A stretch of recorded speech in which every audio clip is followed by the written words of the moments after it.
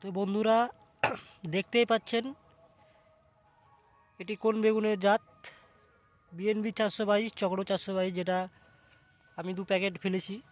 এই যে দেখতে পাচ্ছেন চারা মোটামুটি আর সব সপ্তাহ মোটামুটি 6-7 দিনের মাথায় বেগুন তোলা হবে এবং চারা তোলা হবে, তুলে লাগানো হবে অন্য জমিতে।